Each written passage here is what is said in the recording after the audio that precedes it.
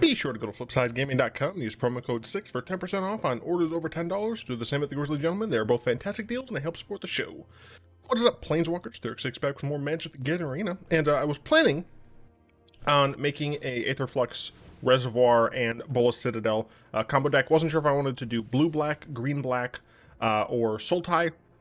But looking back at my videos, I realized even like through the hiatus, like essentially considering that not being there, I recently did a Bolas Citadel deck, so I'm going to put that off for a little bit.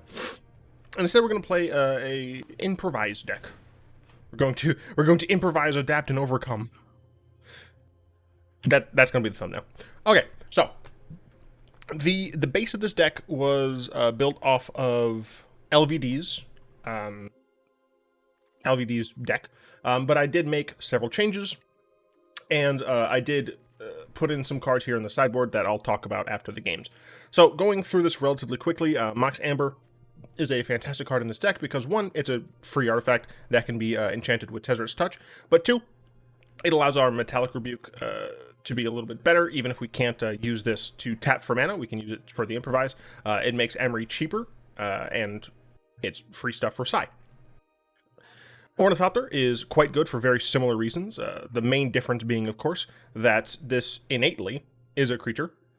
So if we Tezzeret touch it and we get it back, we're not too concerned because it's another creature. We can block with it or something like that. We have 4 Aether Spellbombs. This card is pretty fantastic at either cycling through itself to draw a card or bouncing something from our aggressive opponent's board. What's really awesome is the fact that we can kind of loop Aether Spellbomb with Emry. So essentially every turn we will be able to either draw a card or we'll be able to bounce one of our opponent's creatures. So we can kind of keep this little train rolling. What's nice, obviously, is with Tezzeret's Touch, whenever the artifact is put into the graveyard, we get it back. So if we do want to enchant our Spellbomb, then we still have the ability to utilize it if it were going to die anyway, right? If our opponent is going to remove Aether Spellbomb, via exile or even just to destroy it, we can get more value out of it by using the ability. Fatal Push. It's Fatal Push. We also, this deck is able to activate it a little bit easier than a lot of other decks. We do have, obviously, the Spellbombs. We have Sleeper Dart. We have ways of sacrificing things via things like Herald of Anguish and Sai. So we're relatively good at activating Revolt on this. Through Thoughtseize, it's Thoughtseize. It's Thoughtseize. Servo Schematic. It makes a servo on entrance and on hitting the graveyard, so that's quite nice when we use things like Tezzeret's Touch on it, turn it into a creature. Oh no, it died. Who cares? I get a servo, and I get this card back, which is fantastic. Obviously, we can sack it with Sai and Herald of Anguish. It's very nice. Sleeper Dart I added to the deck because I felt that the deck needed a little bit more card draw, and so Sleeper Dart essentially is just one of those cards where you get the card draw on the front face. It has a little bit of utility, a little bit of tap utility to sacrifice it and hold off some damage for a turn. And, what was the other thing? There was something else. All right, and we can put Tezzeret's Touches on it to get more value out of it. Emry can be incredibly cheap. Consider the line of, Island, Ornithopter, Mox Amber. Emry costs 1, we tap the Island for her. We mill some stuff, who cares? But now we activate the Mox Amber so we can play like an Aether Spellbomb, right? That's a hilarious line to take. So it's just generally nice, and obviously we can use it to get some artifacts back. Now, of note, we only have 15 artifacts in this deck. I think LVD's version only ran 13, and it's not a ton, don't get me wrong. And one of the issues there is that there are some artifacts that we didn't get back, and there are some artifacts that would be very helpful for us that we don't have access to. Things like essentially other versions of Servo Schematic. So Mycosynth Wellspring is a similar card. There's another one like that. One of them draws a card, one of them puts a land into your hand or something. I don't remember which is which, but things like that are very helpful. And we don't have access to those. Another card we don't have access to is Battle at the Bridge, which is a sorcery X and black. Target creature gets -X until end of turn, where, it's just, yeah. And then you gain X life. That card is very helpful at helping us not die. One of the issues with this deck, as a mid-range deck, is that we could just die. Especially because we're not playing anything inherently busted, right? So, we have some size. When we cast the thing, we get some Thopterist. Cool, whoop-de-doo. It's helpful, enchant it with Tezzeret's Touch. Make them 5/5s. It's nice. It's decent. Through Tezzeret the Schemers, you can make an Ethereum cell. Who cares? Essentially, you can use that as improvised fodder. You can sacrifice it with Psy or Herald. You can just sacrifice them to get your Revolt on your Fatal Push. You know, they have a lot of value. But what's really nice about Tezzeret the Schemer is the fact that he comes down with 5 loyalty, and he's a -7 ultimate, which is very easy to get to, and will very, very easily help you win the game. The -2 is also quite nice. You're never going to use that to buff your own permanents. You're going to use that essentially as removal, which is still decent removal. Herald of Anguish. It's the top end. It improvises, which is nice. It means it could technically be a little cheaper. Being of end step, each opponent discards a card. That's very helpful for dealing with kind of the mid-range or control decks. And then, of course, being able to sacrifice an artifact to have something shrink means that it's helpful against control or aggro. This is the mana base. Very simple. We essentially have even mana. A little bit more black, but eh. And then I'll talk about these cards after the games. Hopefully that was swift enough. And we'll head on into those games.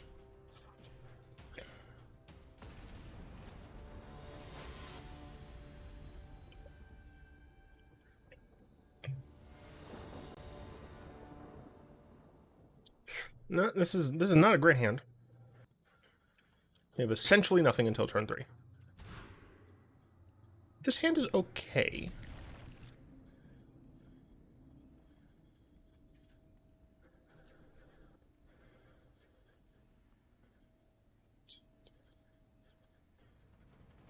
We essentially have like 5 mana for Herald of Anguish, but I still think we remove the Herald here. Or maybe we keep the Herald, remove the Ornithopter?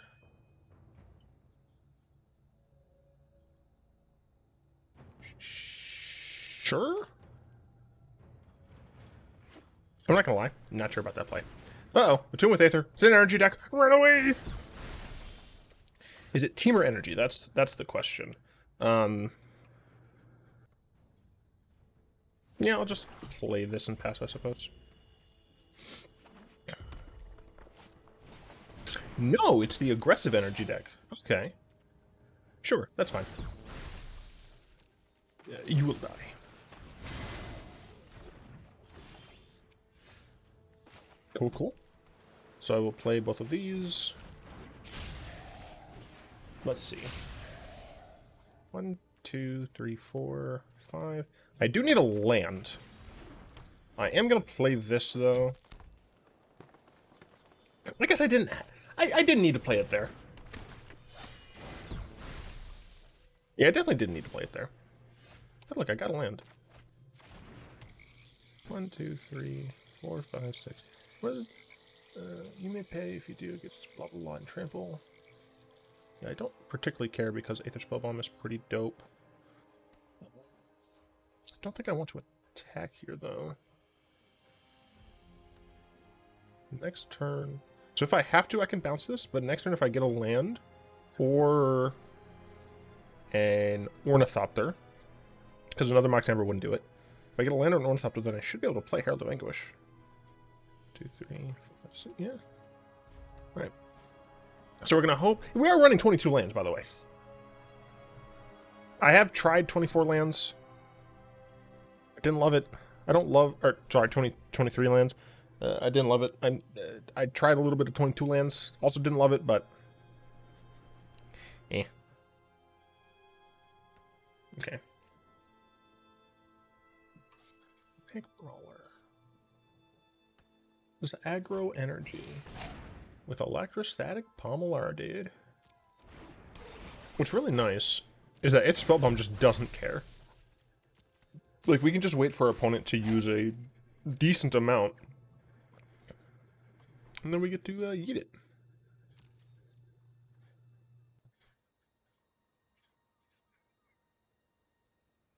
Hit me for 3. Do it, coward. You'll only kill a man. And this card is pretty cool.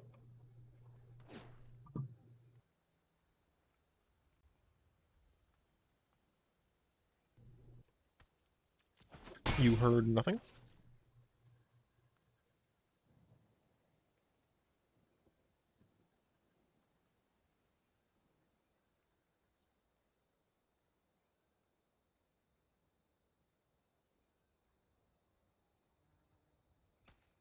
Okay, that was weird. We got a land, so we can play Herald of Anguish here.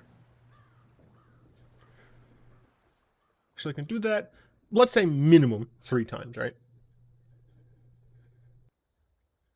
Goes to 2 on the first, 4 on the second, 8 on the third.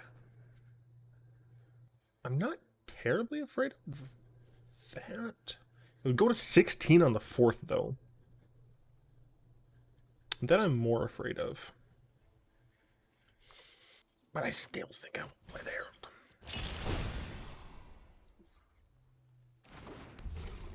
Because the faster I can get this down, the faster I can start really utilizing its ability and stuff.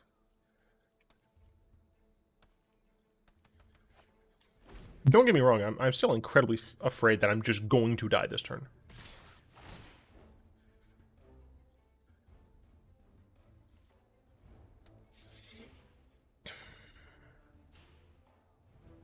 So let's see, they could... Shoot. They could Lightning Strike. Or, not Lightning Strike, Harness Lightning, that is. That could Harness Lightning my Herald of Anguish, choose 0. That gives them 3, puts them up to 12, which can put Electrostatic Pummeler to 2, 4, 8. Yeah, could put them up to 16, which would mean I would die, which means I have to actually block here. And potentially lose my Herald regardless. But I think I have to do that in order to not die to the relatively likely Harness Lightning. Oh, shoot. I didn't consider...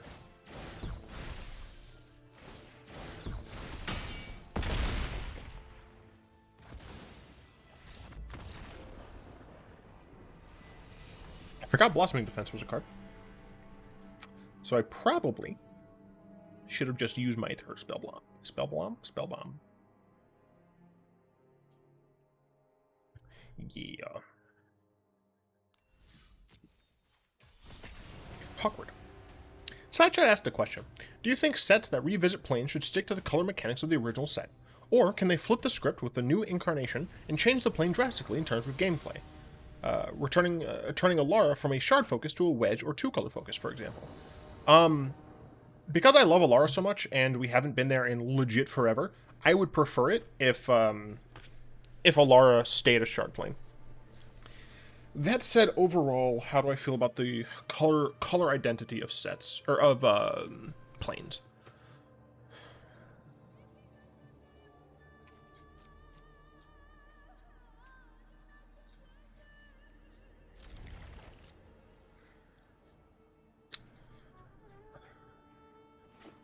I think in general, Wizards should stick to planes and the identity therein. Each permanent card. So I assume this is just Azorius Auras then. Not Orzhov Auras. Like if you look at things like Khans of Tarkir, right? People really loved the... What the fudge?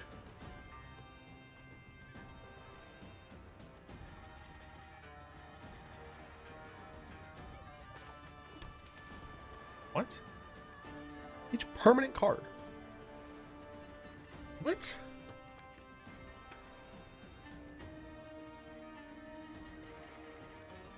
Are they just holding up protection? I'm so confused.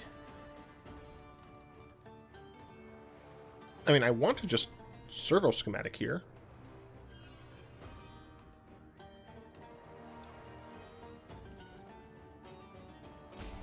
Yeah, I get it.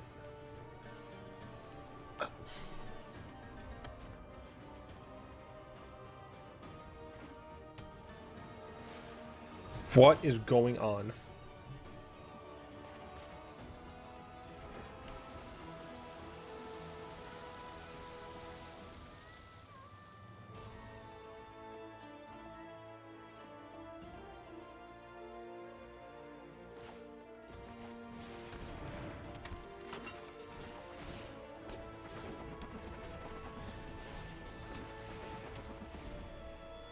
Little do they know, I have Metallic Rebuke. I've no idea what's happening right now, by the way. Ailsid? Yeah, that's fine. That less so.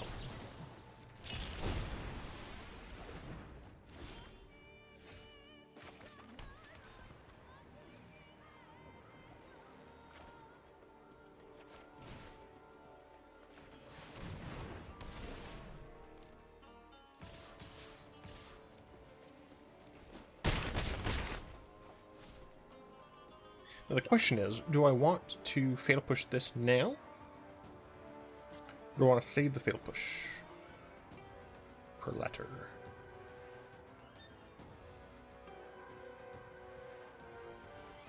I'm worried about it getting protection via some means. I'm just gonna kill it now. I don't know if it's correct, but it's what I'm doing. Got there.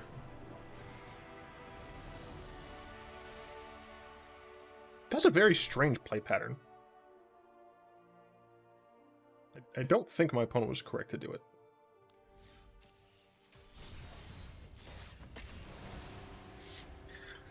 But yeah, people really like cons, and a part of that was because of the cons, but I do think a part of that was because of the wedges, and once they kind of corrupted that with Dragons of Tarkir, making it just, two colors, especially since they were allied pairs, I do think that people generally didn't like that, so...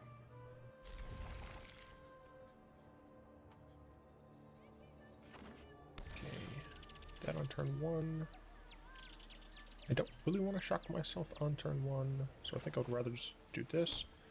Next turn, I can, if they are like a wizard's deck, I can kill a thing. Okay, very interesting. Very interesting. Let's see. I can make her essentially free. I can play Spellbomb. Do I want to do that? Or do I want to just, like, play Schematic? Playing just Schematic seems very bad here. Cast myself an Ornithopter. Cast myself a Mox Amber. Cast myself an Emry. Cool. Eh. And then just cast an Aether Spellbomb. This way I can still hold up. Cat jubs. It's the cat. It's the cat. God, my hand. There we go. It's the cat. Hey, cat job. And now I can hold up Fatal Push. Cat job, what are you doing? What are you doing? How could you?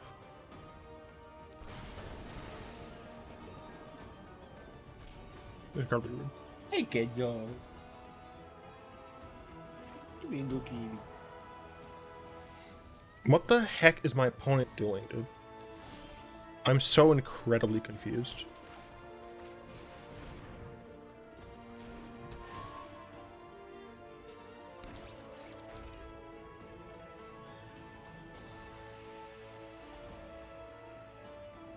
It's just blue-white, but they're playing Spirebluff Canal, though. Like, why would you play Spirebluff Canal if you're not a faster deck? I'm just gonna cycle this to draw a card. Could be super wrong, but I'm doing it. Garbage. Garbage. Man, these 22 lands are really great. Bro, that sucks. Doing nothing here was very much not the right move. Not sure. Okay, they kept it on top. Are you gonna show me what you're doing? Okay, so it is a Prowess deck. It's very weirdly slow. Fatal Push is gonna do nothing to this card. They put both of those on the bottom.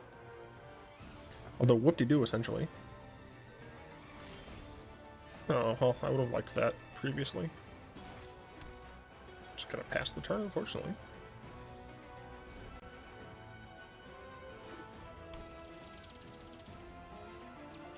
Yep. Take the damage.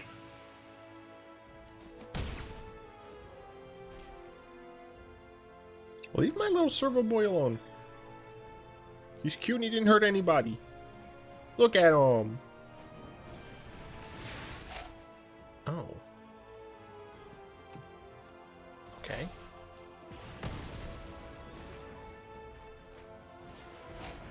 No.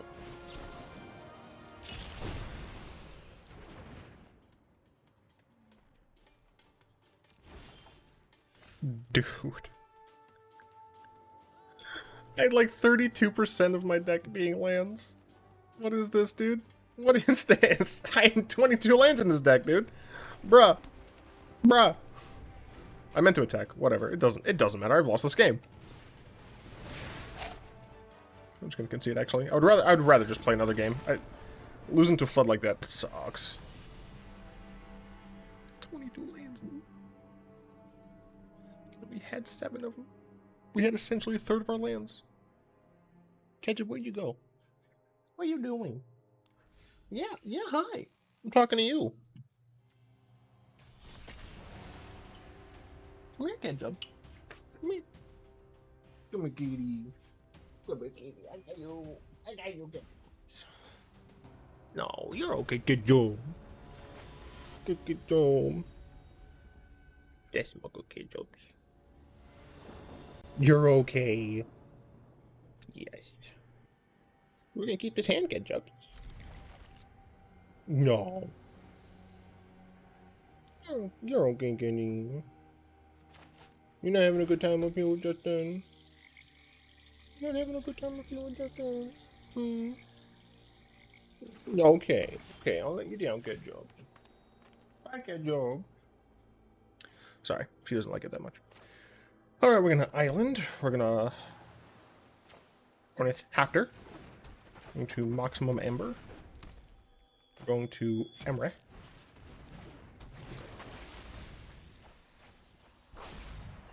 And I think we're just gonna pass. We could technically Servo Schematic, but I would rather yeet something of theirs if possible. Of course.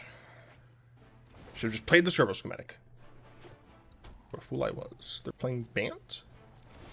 Interesting.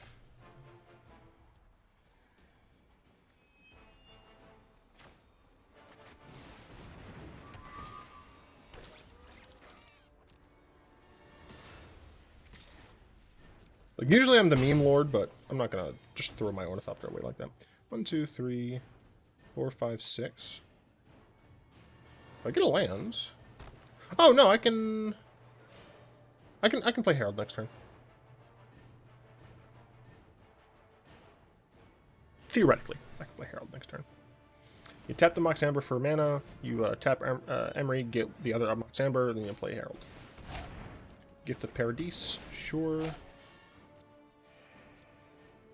My turn. Or I can just have a land, that works too. Means that I get to attack with Emry.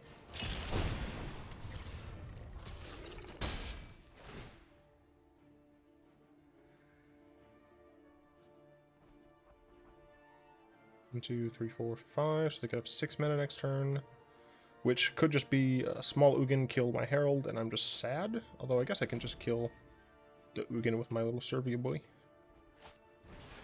Okay, Uro. Fine with that, I guess. I can Tezzeret next turn and start plussing, which would be very helpful for me. The fact that I'll be discarding their cards is quite helpful as well. I'll do start off with them. So I'm going to start with an attack, actually. Attack with these. I might want, let's see, play Tezzeret and play Spellbomb. I think I'm actually going to want to get my other Mox Amber. And what's pretty sweet here is the fact that I can kind of just keep looping these Mox Ambers because they're zero costing cards. But the reason I'm looping the Mox Amber here is so that not only can I play Aether Spellbomb, but I can potentially activate it using the Ethereal Cell, just in case I need to save something of mine or... Okay, it's an approach deck. Good to know. 3, 7 mana? What does Ugin, Big Ugin come down as? Because Herald of Anguish might not die to minus on Big Ugin, which would be pretty hype. Sphinx Revelation, that's fine. I don't love it, but it's fine. Do I draw a card? I do. I will draw a card with this. And I can play it again with Emry if I need to. Another Herald of Anguish would put my opponent at -2 cards per turn, which is pretty dope. A valuable addition. Valuable addition? Yes. Valuable this is. In the case of Herald, Servo Schematic is technically free. So would be getting back an Aether Spellbomb.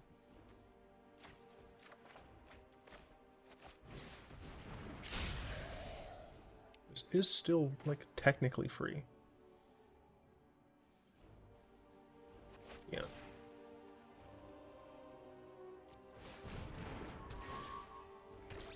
And I can still play this. It does require me to tap all of my things, which is fine. Why would you ever tap that, dummy? And then tap those. If I tap this, that's, yeah, no. I'm gonna not have my Aether Spellbomb up, but hopefully it's not gonna matter. We're forced discarding 2 cards, which will hopefully be awesome. The main issue here, obviously, is just my opponent wiping my board terribly. But what's nice is that these are artifacts, and they won't get wiped by Nukin. 2, 3, 4, 5, 6, 7.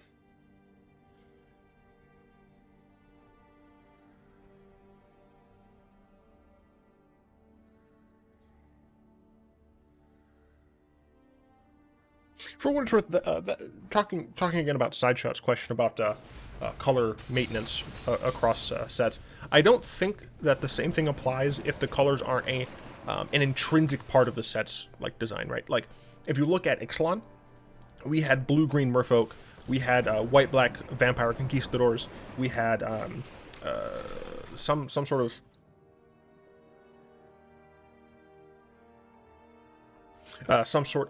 gosh, what was I talking about? Do I want to do this? Yeah, honestly, I think I do. I just want to cast the value in on that. Oh, right, they have, like, Grixis Pirates. I don't think that those are integral aspects. So, you know, if we went back to Ixalan and we didn't see the same, like, strict color, so maybe we see Merfolk get, you know, red or something. We see the Dinosaur Coalition change from, like, red, green, white to, like, red, green, black or something like that. I wouldn't be terribly surprised, and I think that would be an interesting way of modifying that setting. Sorry, I'm just getting retweets from Noxious, which is pretty dope. Cool. I will play... No, I won't play this. I will just make this large. Attack, attack, attack. I guess I could just bounce this back. It's 15, 16, 17, 18. I could put them to 4. Now, the thing is, I'm definitely bouncing this. Oh, wait a minute. I can actually just draw a card and then Fatal Push it. So we're going to do this. I do need to get into full control. Do this. Draw a card.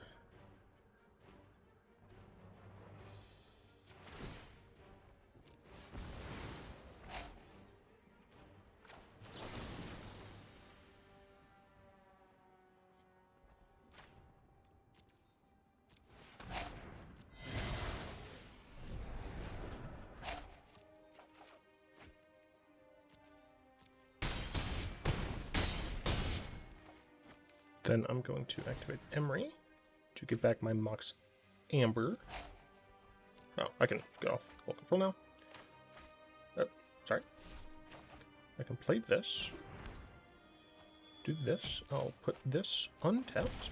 Play the Spellbomb just in case. And end the turn. My opponent has to discard 2 more of their cards.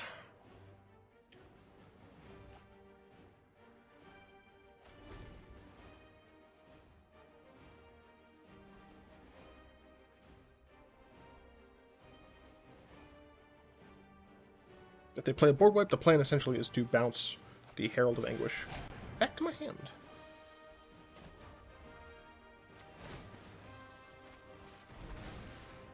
Although my opponent is still going to likely just be dead.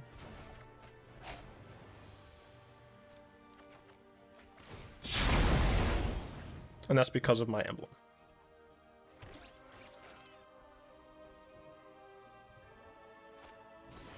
Darn. They're still going to be alive. It's unfortunate.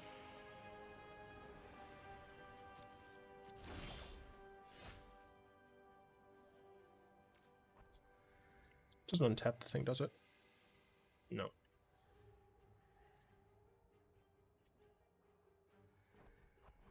The fudge? I think I would rather just sigh. Yeah. So we're going to turn the Servo Schematic into a dude. Into attack. They're down to 2. We play the sigh. And I can sacrifice like the Sleeper Dart and the Servo or something to draw a card if I wanted to. They have another board wipe. Probably.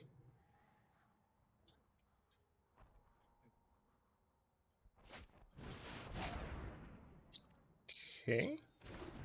You're still dead on board. Interesting. They have a fog effect.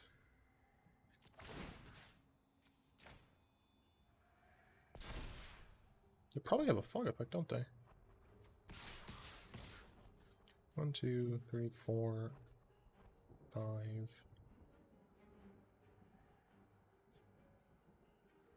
Guess there's no attack with that. 1, 2, 3, 4, 5, 6, 7. Yeah, okay.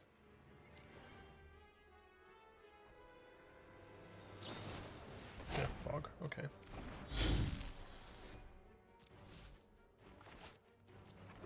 Okay, so we're going to force them to discard the card in their hands.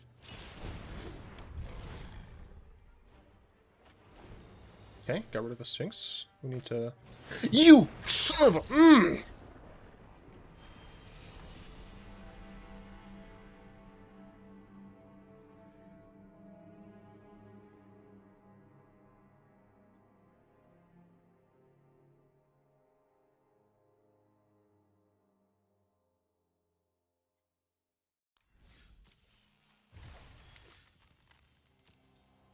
He's the tactic of all time!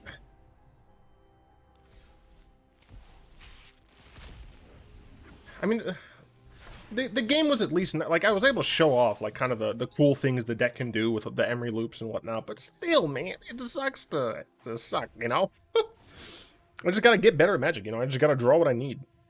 Anyway, I want to talk really briefly about the sideboard cards I have here. And what's nice is that a lot of these sideboard cards are still going to be relatively decent for, you know, replacing some of these things, since they're going to be artifacts. I mean, they're like all artifacts, essentially. Tormod's Crypt, as well as Grafter's Cage, are helpful against the graveyard decks. Obviously, they have different individual values. What's nice, obviously, is the fact that you can... Oh, wait, I don't think you can. Never mind, you might not be able to loop this. I could be wrong. Whatever. Witching Well helps you to scry. This one actually isn't a sideboard card. It's more of a... I did consider putting this card in the deck because it helps you, you know, get the draws that you're looking for. It's a 1-mana artifact, so it helps your Emrys and your Metallic Rebukes and even your Herald of Anguishes get a little bit better. It also is another card that you can play off of, you know, a Mox Amber from an Emry or a Sai. So it's a card that I like the idea of. I'm just not sure. I couldn't find a spot for it, but it might be worth running. Fountain of Renewal against aggro decks is just kind of funny, especially if you can turn it into a 5/5, and then, like, not only do you have a blocker that is pretty decent, but it's gaining you life every turn, which is just delicious. Implement of Malice is one of the implements that I had previously used back in the closed beta of Arena with this deck, and I like the idea of it. Obviously, sacrificing it to, you know, Sai or Herald, or it dies to Tezzeret's Touch, making it a creature. Just getting that extra draw off is quite nice. And then being able to potentially use it to force someone to discard a card is quite nice. It's unfortunate that it's at sorcerer speed, but, you know, instant speed discard pulls are too good. Dampening Sphere. It helps against ramp decks and combo decks. And it's also just like an artifact that we don't frankly care about. Like we aren't really annoyed by Dampening Sphere. And we get to just, like, potentially turn it into a 5/5 beater. It's nice. Golden Egg and its friends. Technically, Prophetic Prism is also and its friends, but I guess that slipped my mind. They're similar to Sleeper Dart. They draw a card when they ETB, and they have some other functionality. The reason I chose Sleeper Dart is because it can stem the bleeding, which I thought was helpful. Mazemind Tome, similar but slower. I don't like this because you have to essentially tap it to do its things, and you want to be using the taps for your improvises. Ratchet Bomb, it can blow itself up to blow other things up. It's just an artifact. This one isn't really necessarily it doesn't necessarily work well with the rest of the deck. But what's nice about Ratchet Bomb is that you can get it back with Emry to blow up things that are less than Emry, right? So you can get it back to keep blowing up tokens. You can get it back, wait a turn to put a counter on it to blow up 1-drops, get it back, wait 2 turns, put it on 2, blow it up, blow up all 2-drops. So it does have some decent utility with things like Emry. So it's nice. Sorcerous Spyglass. Imagine your opponent has 2 Planeswalkers. You named one of the Planeswalkers with Sorcerous Spyglass. Then you Tezzeret touch the Sorcerous Spyglass, killing the other one. Delicious. Fantastic. Seal Overseer. Technically speaking, like we're supposed to have... technically speaking, we're an artifact deck. Like with artifact creatures, but like realistically speaking, we're not. Filigree Familiar. It helps us gain life and draw cards, but it's a 3-drop, so I don't think it's worth running. Zahid is something that I also used to include. It kind of has Improvise, but it doesn't actually. But, you know, a 4-mana 5/6 doesn't seem too bad. I just don't know if it's good enough. And then Noxious Gearhulk doesn't technically fit in this deck. I just really like Noxious Gearhulk because it kills things and you gain life. It's fantastic. So yeah, that's the deck. I hope you've enjoyed it. I'd like to thank my lovely patrons, especially Fogwind, Malik, and Balater for the continued support. If you'd like to join them and support the show, you'll find links in the description below. Hope you've enjoyed this video. If you did, like, comment, subscribe, all that good stuff. And of course, until next time, all will be one.